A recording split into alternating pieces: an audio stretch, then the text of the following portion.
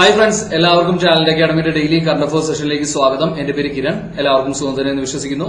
നമുക്ക് നേരെ ഇന്നത്തെ ഡിസ്കഷൻ ആരംഭിക്കാം.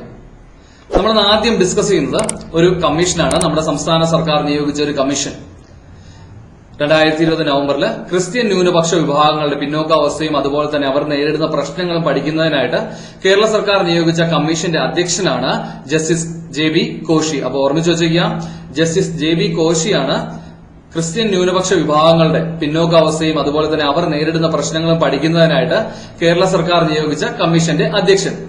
അതുപോലെ തന്നെ നമ്മൾ കഴിഞ്ഞ വീഡിയോകളിൽ മറ്റൊരു കമ്മീഷനെ കുറിച്ച് ഡിസ്കസ് ചെയ്തിരുന്നു. മുന്നോക്ക വിഭാഗങ്ങളിൽ സാമ്പത്തികമായിട്ട് പിന്നോക്കം നിൽക്കുന്നവരിൽ 10% സംവരണം ഏർപ്പെടുത്തുന്നത് സംബന്ധിച്ച് കേരള സർക്കാർ നിയോഗിച്ച റിപ്പോർട്ട് സമർപ്പിച്ച കമ്മീഷന്റെ അധ്യക്ഷനാണ് ജസ്റ്റിസ് K ശശിധരൻ നായർ. അപ്പോ ക്രിസ്ത്യൻ ന്യൂനപക്ഷ വിഭാഗങ്ങളുടെ പിന്നോക്കാവസ്ഥയും അതുപോലെ തന്നെ അവർ നേരിടുന്ന പ്രശ്നങ്ങളും പഠിക്കുന്നതിനായിട്ട് കേരള സർക്കാർ നിയോഗിച്ച കമ്മീഷന്റെ അധ്യക്ഷനാണ് ജസ്റ്റിസ് JB കോശി.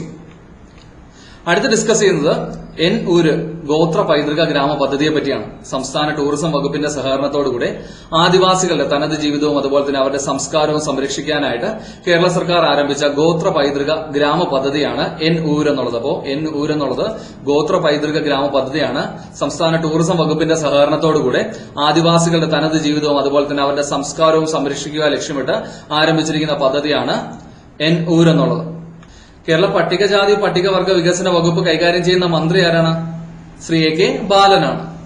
അടുത്ത് ഡിസ്കസ് ചെയ്യുന്നത് കൊച്ചി ആസ്ഥാനമായുള്ള സ്റ്റാർട്ടപ്പായ തന്മാത്ര ഇന്നൊവേഷൻസ് പ്രൈവറ്റ് ലിമിറ്റഡിനെ പറ്റിയാണ്. 2020 നവംബറിൽ കേന്ദ്ര സർക്കാരിന്റെ മൈ ഗവൺമെന്റ് പദ്ധതിയും അതുപോലെ തന്നെ UN വിമനും ചേർന്ന് നടത്തിയ കോവിഡ് സ്ത്രീശക്തി ചാലഞ്ചിൽ പുരസ്കാരം നേടിയ കേരളത്തിൽ നിന്നുള്ള സംരംഭമാണ് തന്മാത്ര ഇന്നൊവേഷൻസ് പ്രൈവറ്റ് ലിമിറ്റഡ്. അപ്പോൾ ഓർമ്മിച്ചു വെച്ചേക്കുക, തന്മാത്ര ഇന്നൊവേഷൻ പ്രൈവറ്റ് ലിമിറ്റഡിന്റെ ആസ്ഥാനം കൊച്ചിയാണ്. കേന്ദ്ര സർക്കാരിന്റെ മൈ ഗവൺമെന്റ് പദ്ധതിയും അതുപോലെ തന്നെ UN വിമനും ചേർന്ന് നടത്തിയ കോവിഡ് സ്ത്രീശക്തി ചാലഞ്ചിൽ പുരസ്കാരം നേടിയ കേരളത്തിൽ നിന്നുമുള്ള സംരംഭമാണ് തന്മാത്ര ഇന്നൊവേഷൻസ് പ്രൈവറ്റ് ലിമിറ്റഡ്. അടുത്ത് ഡിസ്കസ് ചെയ്യുന്നത് ഒരു പുരസ്കാരമാണ് JCC വക്കം മുഹമ്മദ് ബഷീർ പുരസ്കാരം. 2020 പുരസ്കാരത്തിന് അർഹയായിരിക്കുന്നത് ചെറുകഥാകൃത്ത് K രേഖയാണ്. അപ്പോൾ ഓർമ്മിച്ചു വെച്ചേക്കുക, JCC വക്കം മുഹമ്മദ് ബഷീർ പുരസ്കാരം 2020 ലഭിച്ചിരിക്കുന്നത് ചെറുകഥാകൃത്ത് K രേഖയ്ക്കാണ്. അടുത്ത് ഡിസ്കസ് ചെയ്യുന്നത് ഒരു മൊബൈൽ ആപ്ലിക്കേഷനാണ്. അതിന്റെ പേര് നീരവ് എന്നാണ്.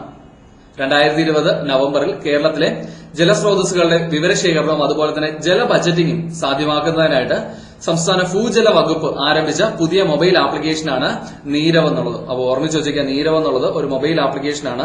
സംസ്ഥാന ഭൂജല വകുപ്പ് ആരംഭിച്ച പുതിയ മൊബൈൽ ആപ്ലിക്കേഷനാണ്. എന്തിനു വേണ്ടിയിട്ടാണ്?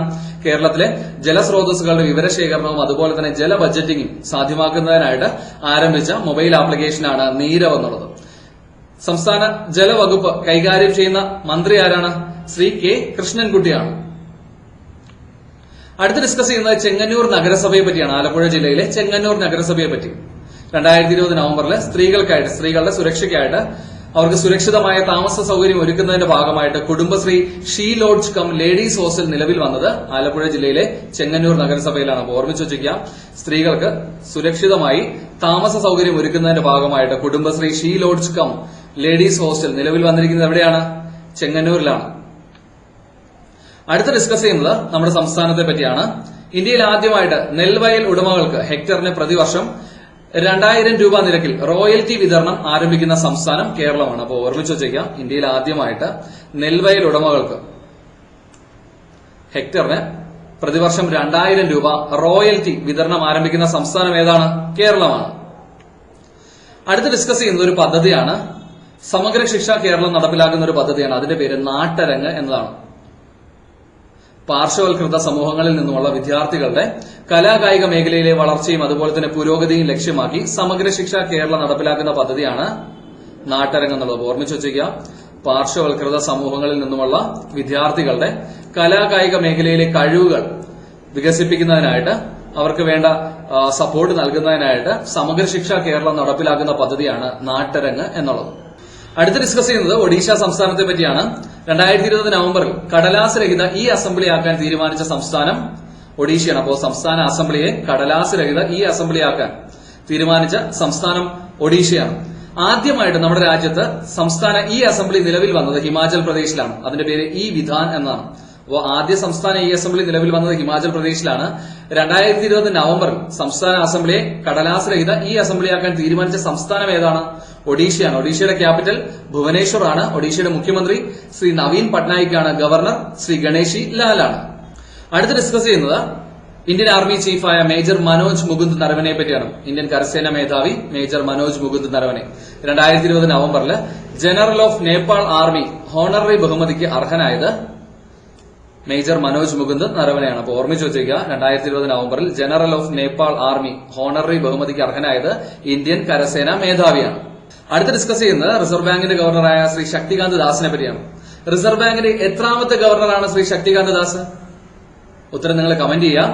2020 നവംബറിൽ സാർക്ക് ഫിനാൻസ് ഗവർണേഴ്സ് ഗ്രൂപ്പ്, സാർക്ക് രാജ്യങ്ങളുടെ ഫിനാൻസ് ഗവർണേഴ്സ് ഗ്രൂപ്പിന് അധ്യക്ഷത വഹിച്ചത് ശ്രീ ശക്തികാന്ത് ദാസാണ്. അപ്പോൾ ഓർമ്മിച്ച് വെച്ചേക്കുക, SAARC south Asian association for regional കോർപ്പറേഷന്റെ ഫിനാൻസ് ഗവർണേഴ്സ് ഗ്രൂപ്പിന് അധ്യക്ഷത വഹിച്ചത് നമ്മുടെ റിസർവ് ബാങ്ക് ഗവർണറായ ശ്രീ ശക്തികാന്ത് ദാസാണ്. അടുത്ത് ഡിസ്കസ് ചെയ്യുന്നത് ഒരു പ്രധാനപ്പെട്ട അപ്പോയിന്റ്മെന്റ് ആണ്. 2020 നടന്ന അമേരിക്കൻ പൊതു തെരഞ്ഞെടുപ്പിൽ സ്റ്റേറ്റ് സെനറ്ററായിട്ട് തെരഞ്ഞെടുക്കപ്പെട്ട ആദ്യ ട്രാൻസ്ജെൻഡർ ആണ് സാറ മെക്ബ്രൈഡ്. അപ്പോൾ ഓർമ്മിച്ചു വെച്ചിരിക്കുക, 2020 നടന്ന അമേരിക്കൻ പൊതു തെരഞ്ഞെടുപ്പിൽ സ്റ്റേറ്റ് സെനറ്ററായിട്ട് തെരഞ്ഞെടുക്കപ്പെട്ട ആദ്യ ട്രാൻസ്ജെൻഡർ ഭിന്നലിംഗക്കാരനാണ് സാറ മെക്ബ്രൈഡ്. അടുത്ത് ഡിസ്കസ് ചെയ്യുന്നത് ആഫ്രിക്കൻ രാജ്യമായ ഐവറി കോസ്റ്റിനെ പറ്റിയാണ്. ഐവറി കോസ്റ്റിന്റെ തലസ്ഥാനം യമോസോക്രോ ആണ്. 2020 നവംബറിൽ ഐവറി കോസ്റ്റിന്റെ പ്രസിഡന്റായിട്ട് വീണ്ടും നിയമിതനായത് അലസൈൻ ഒട്ടാരയാണ്. അപ്പോൾ ഓർമ്മിച്ചു വെച്ചേക്കുക, 2020 നവംബറിൽ ഐവറി കോസ്റ്റിന്റെ ആഫ്രിക്കൻ രാജ്യമായ ഐവറി കോസ്റ്റിന്റെ പ്രസിഡന്റായിട്ട് വീണ്ടും നിയമിതനായത് ആരാണ്? അലസൈൻ ഒട്ടാരയാണ്. ഐവറി കോസ്റ്റിന്റെ പ്രധാനമന്ത്രി ഹമീദ് ബൊക്കായാക്കോയാണ്. അടുത്ത് ഡിസ്കസ് ചെയ്യുന്നത് ഇന്ത്യൻ കോസ്റ്റ് ഗാർഡ് ICG 2020 നവംബറിൽ കമ്മീഷൻ ചെയ്ത നിരീക്ഷണ കപ്പലാണ് C-452. അപ്പോൾ ഓർമ്മിച്ച് വെച്ചിരുന്നാൽ മതി, ഇന്ത്യൻ കോസ്റ്റ് ഗാർഡിന്റെ റീസെന്റ് ആയിട്ട് കമ്മീഷൻ ചെയ്ത നിരീക്ഷണ കപ്പലാണ് C-452. ഇന്ത്യൻ കോസ്റ്റ് ഗാർഡിന്റെ ഡയറക്ടർ ജനറൽ ആരാണ്?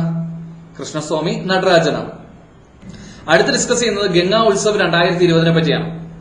നമ്മുടെ ദേശീയ നദിയായിട്ട് ഗംഗയെ പ്രഖ്യാപിച്ചതിന്റെ വാർഷികവും അതുപോലെ തന്നെ ഗംഗാ നദി മാലിന്യമുക്തമാക്കുക എന്ന ലക്ഷ്യത്തോടുകൂടി എല്ലാ വർഷവും സംഘടിപ്പിക്കുന്നതാണ് ഗംഗാ ഉത്സവ്. ഇപ്പൊ ഗംഗാ ഉത്സവ് 2020 സംഘടിപ്പിച്ചിരിക്കുന്നത് കേന്ദ്ര ജൽശക്തി മന്ത്രാലയവും അതുപോലെ തന്നെ നാഷണൽ മിഷൻ ഫോർ ക്ലീൻ ഗംഗയും ചേർന്നാണ്. അപ്പോ നോഡൽ ഏജൻസിയായ നാഷണൽ മിഷൻ ഫോർ ക്ലീൻ ഗംഗയും കേന്ദ്ര ജൽശക്തി മന്ത്രാലയവും ചേർന്നിട്ടാണ് ഗംഗാ ഉത്സവ് സംഘടിപ്പിച്ചിരിക്കുന്നത്. എന്തിനാണ് ഗംഗാ ഉത്സവ് സംഘടിപ്പിക്കുന്നത് എല്ലാ വർഷവും? നമ്മുടെ ദേശീയ നദിയായിട്ട് ഗംഗയെ പ്രഖ്യാപിച്ചതിന്റെ വാർഷികവും അതുപോലെ തന്നെ ഗംഗാ നദി മാലിന്യമുക്തമാക്കുക എന്ന ലക്ഷ്യത്തോടു കൂടിയാണ് ഈ എല്ലാ വർഷവും സംഘടിപ്പിക്കുന്നത്. കേന്ദ്ര ജൽശക്തി മന്ത്രാലയം കൈകാര്യം ചെയ്യുന്ന കേന്ദ്ര മന്ത്രി ആരാണ്? ശ്രീ ഗജേന്ദ്ര സിംഗ് ഷെഖാവത്താണ്. അടുത്ത് ഡിസ്കസ് ചെയ്യുന്നത് ക്രിക്കറ്റ് താരങ്ങളായ KL രാഹുലും അതുപോലെ തന്നെ മയങ്ക് അഗർവാളിനെ പറ്റിയാണ്. കർണാടക സർക്കാർ വിതരണം ചെയ്യുന്ന ഏകലവ്യ അവാർഡ് 2020 അർഹരായ ക്രിക്കറ്റ് താരങ്ങളാണ് KL രാഹുലും അതുപോലെ തന്നെ മയങ്ക് അഗർവാളും.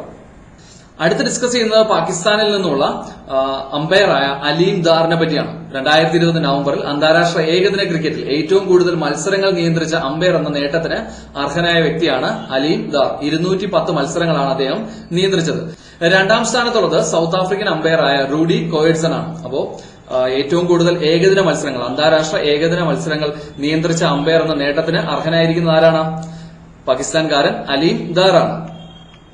അടുത്ത് ഡിസ്കസ് ചെയ്യുന്ന ഒരു പുസ്തകമാണ്. അതിന്റെ പേര് the age of pandemics 1817 to 1920 how they shaped India and the world എന്നതാണ്.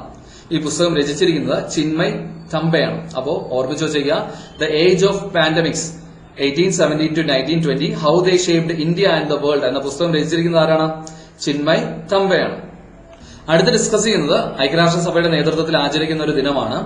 യുദ്ധത്തിൽ നിന്നും അതുപോലെ തന്നെ മറ്റ് സംഘർഷങ്ങളിൽ നിന്നും പരിസ്ഥിതിയെ സംരക്ഷിക്കുന്നതിനെ ലക്ഷ്യമിട്ട് എല്ലാ വർഷവും നവംബർ മാസം 6 international day for preventing the exploitation of the environment in the war and armed conflict ആയിട്ട് ആചരിക്കുന്നു.